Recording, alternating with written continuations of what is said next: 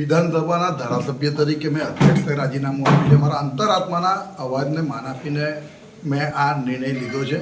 અને આમાં માત્ર ને માત્ર મેં હમણાં દરેક મીડિયામાં દરેક ન્યૂઝ ચેનલને કહ્યું છે કે ભાઈ જે જૂના કાર્યકર્તાઓ છે, કાર્યકર્તાનું માન સન્માન જળવાય.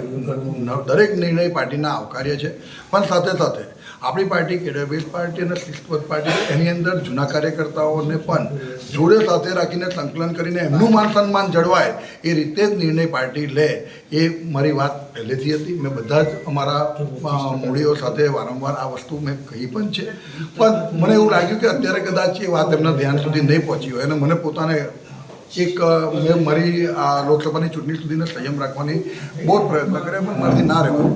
એટલે મેં આ નિર્ણય લીધો છે. મારી સાવલી વિધાનસભા ક્ષેત્રના તમામ મતદાતાઓ અને નાગરિકોનો હું હૃદયથી આભાર માનું છું કે એક ત્રીજી ટર્મ પણ મને એમનું પ્રતિનિધિત્વ કરવાનો મોકો આપ્યો.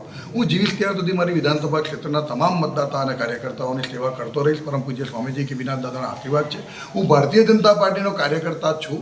આ લોકસભા સીટની અંદર સાવલી વિધાનસભા ક્ષેત્રની અંદર સારામાં સારો લીડ અમારા માન્ય સાંસદ શ્રીમતી રંજનબેન ભટ્ટને મળે તેના માટે અમે રાત દિવસ એક કરીશું. પણ અને આદરણીય વડાપ્રધાન નરેન્દ્રભાઈ મોદી સાહેબ જે ત્રીજી વખત આપણા દેશના વડાપ્રધાન થવા જઈ રહ્યા ત્યારે હૃદયથી શુભેચ્છાઓ આપું છું. અને ગુજરાત અને દેશ હંમેશા નરેન્દ્રભાઈની સાથે છે, અમે પણ એમની સાથે જ છે.